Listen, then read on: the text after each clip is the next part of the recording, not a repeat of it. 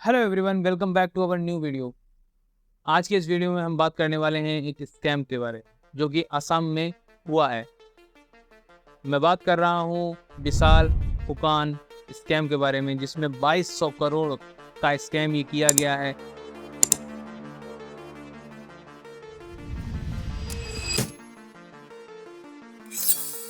कैसे ये स्कैम हुआ, क्या कारण है, सारी चीज़ों को हम समझेंगे। शुरू करते हैं आज का वीडियो।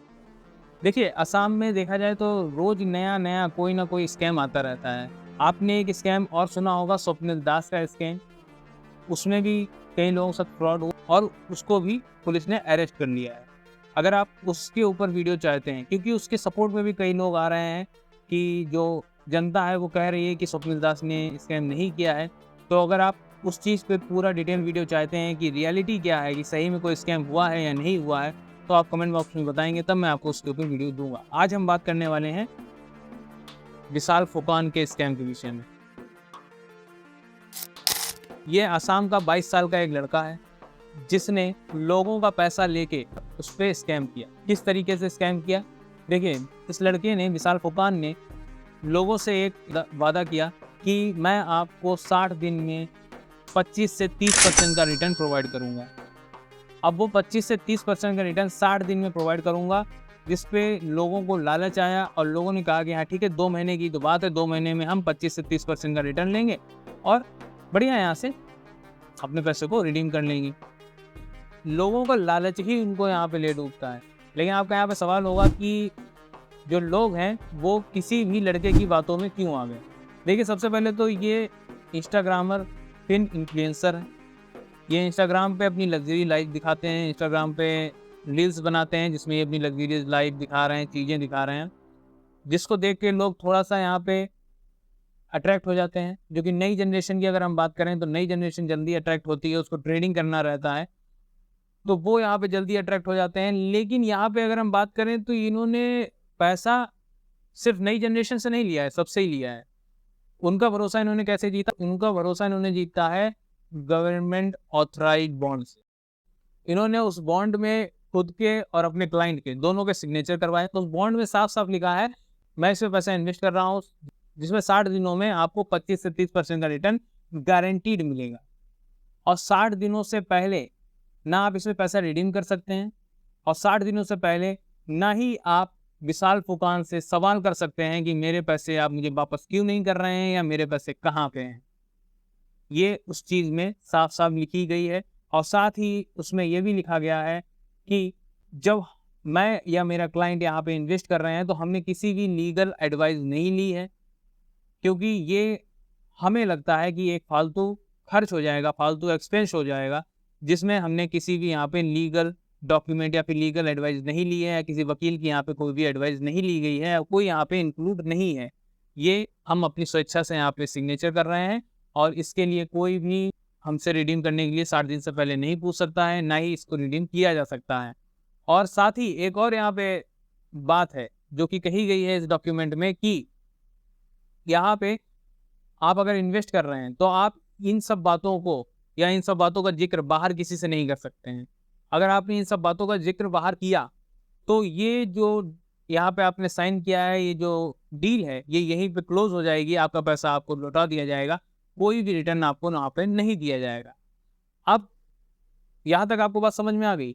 देखिए, आप कहेंगे कि हाँ ठीक है, सारी बातें सही हैं, लेकिन एक जो यहाँ पे प्रॉब्लम है कि अगर आप सही काम कर रहे हैं तो आप उसको छुपाएंगे क्यों? कि यहाँ पे आप जो डील बना रहे हैं, आप डील कर रहे हैं, उसको हम बाहर नहीं बता सकते हैं। अब आप एक कोई स्कीम ले लीजिए, कोई एक स्कीम अगर आती है मार्केट में, तो मैंने उसमें स्कीम में इन्वेस्ट किया, तो मैं अपने जो जानने वाले हैं उनको भी कहूँगा भैया वो स्कीम अच्छी है, उसमें आप इन्वेस्ट करें। लेकिन अगर उस स्कीम में ही सीधे से एक ये क्लॉज दे दिया जाएगा कि आप यहाँ पे इन्वेस्ट तब करेंगे क्योंकि आप बाहर बता नहीं सकते हैं।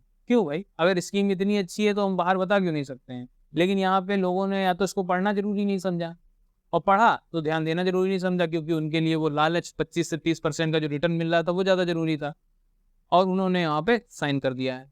और यहाँ पे ये इन्होंने 200 से ज़्यादा लोगों का पैसा इन्वेस्ट किया, सॉरी लिया, इन्वेस्ट तो नहीं किया, इन्होंने स्टॉक मार्केट में ट्रेडिंग के नाम पे लिया, जिसमें इन्होंने एक और गड़बड़ी करी। क्या? कि इन्होंने कहा कि जो मैं पैसा ले रहा हूँ वो मैं अपने डीमेट अकाउंट से ट्रेड करूँगा। सबसे पहले तो अगर आप सेबी रजिस्टर्ड नहीं है तो आप किसी को ना तो टिप्स दे सकते हैं और ना ही आप उसमें किसी का पैसा लेके अपने डीमेट अकाउंट से ट्रेड कर सकते हैं। इन्होंने पैसा लिया भी और अपने डीमेट अकाउंट से ट्रेड करने का कहा कि मैं उसको ट्रेड करूंगा, लेकिन क्या वाकई इन्होंने ट्रेड किया? इन्होंने ट्रेड नहीं किया। इन्होंने उसकी जगह पे कई कंपनीज स्टेब्लिश करी, इन्होंने वहां पे अपने बिजनेस खड़े किए। जब यहाँ पे 60 दिन बीतते हैं तो इन्होंने क्या किया कि इन्होंने थोड़ा थोड़ा पैसा दिया जब लोगों ने मांगना शुरू किया। लेकिन वो कैसे दिया? इन्होंने प्रिंसिपल अमाउंट तो दिया ही नहीं, इन्होंने जो रिटर्न था उसको भी टुकड़ों में दिया। अब हम इसको एग्जांपल से समझते हैं। मान लेते हैं एग्जांपल के तौर पे आपने यहाँ पे 3000 रुपये इन्वेस्ट किए, वहाँ पे अगर आपको हम 30% का रिटर्न मानते हैं तो 900 रुपये आपको रिटर्न मिलता है। लेकिन यहाँ पे प्रिंसिपल अमाउंट तो आपको दिया ही नहीं गया, मतलब आपका अगर टोटल अमाउंट की हम बात कर लेते हैं 3900 यानी 3900 रुपये आपको यहाँ पे देना चाहिए। इन्होंने 3000 रुपये जो कि आपका प्रिंसिपल अमाउंट था वो तो दिया ही नहीं, साथ ही जो 900 रुपये आपको रिटर्न मिला उसको भी इन्होंने टुकड़ों में दिया। मान लीजिए कभी आपको 100 दे रहे हैं, कभी 200 दे रहे हैं, कभी 300 दे रहे हैं, इस तरीके से इन्होंने टुकड़ों में प्रोवाइड किया। यहाँ पे लोगों ने इसको भी चलिए सहन कर लिया, लेकिन जब धीरे धीरे ये समय बीतता गया लोगों को यहाँ पे शक होता रहा कि ये पैसा हमको दे नहीं रहे हैं, बट इंस्टाग्राम पे अपनी लग्जरियस लाइफ दिखा रहे हैं लगातार। तो आखिर ये सब चीज़ें चल क्या रही हैं? कहीं ये हमारे ही पैसे से तो ये सब चीज़ें नहीं हो रही हैं। तब लोगों का यहाँ पे दिमाग खुला, वो पुलिस के पास गए, उन्होंने पुलिस से कंप्लेंट करी और पुलिस ने इस चीज़ पे छानबीन करी और वहाँ पे ये एक स्कैम के तौर पे निकल के आता है और लोगों के साथ हो जाता है 2200 करोड़ का स्कैम। यहाँ पे लोगों ने अपना 2200 करोड़ का पैसा नुकसान कर लिया। कारण लालच। लोग जल्दी अमीर होने के चक्कर में, जल्दी पैसा कमाने के चक्कर में गलत हाथों में पैसा दे रहे हैं, गलत तरीके से पैसा कमा रहे हैं। गलत तरीका यहाँ पे मेरा कहने का मतलब है कि ट्रेडिंग आप बिना सीखे अगर कर रहे हैं तो वो गलत है। क्योंकि कुछ यहाँ पे बुद्धिजीवी आ जाएंगे, वो कहेंगे ट्रेडिंग गलत कैसे है? मैं ट्रेडिंग को गलत नहीं कह रहा हूँ, मेरा मतलब है बिना नॉलेज के, बिना सही टीचर से सीखे आप अगर ट्रेडिंग करते हैं या फिर इन्वेस्टिंग करते हैं तो वो गलत है। और साथ ही अगर आप किसी के टिप पे भरोसा करके इन्वेस्ट करते हैं या किसी को अपना पैसा दे देते हैं कि आप इन्वेस्ट करिए, ये उससे भी बड़ा फ्रॉड है आपके साथ और आप खुद कर रहे हैं सिर्फ लालच के चक्कर में। इसीलिए आपको इस तरीके के फ्रॉड से ये सीखने को मिलता है कि आपको लालची नहीं बनना है, आपको जल्दी अमीर होने के चक्कर में नहीं पड़ना है, आपको नॉलेज पे वर्क करना है। आपको ये ध्यान रखना है कि कहाँ आप पैसा इन्वेस्ट करेंगे तो आपका बढ़ेगा और कहाँ आप पैसा देंगे तो आपका पैसा नुकसान हो सकता है या घट सकता है। तो इसीलिए स्कैम से आपको यही सीखने को मिलता है कि कभी भी लालच में मत पड़िए, हमेशा नॉलेज से फोकस होके और ध्यान से अवेयर रहिए, चीज़ों को सीखिए। और स्टॉक मार्केट को जो ये लोग बदनाम कर रहे हैं तो इसको आप गलत मत समझिए। आप नॉलेज से आएंगे तो अच्छा रुपये आप यहाँ पे कमा सकते हैं, अच्छा रिटर्न आप यहाँ पे कमा सकते हैं। क्योंकि लोग यहाँ पे अब स्टॉक मार्केट को गलत समझेंगे, यहाँ पे स्टॉक मार्केट गलत नहीं है।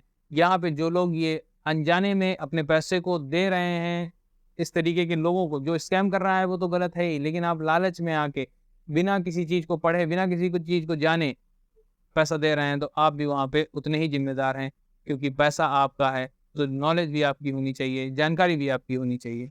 आई होप आपको सारी चीज़ें समझ में आई होंगी। वीडियो अच्छा लगा है तो लाइक करिएगा, चैनल को सब्सक्राइब करिएगा और अगर आपको लगता है कि वीडियो शेयर करने के लायक है तो बिल्कुल शेयर करिए। मिलते हैं नेक्स्ट वीडियो में। धन्यवाद।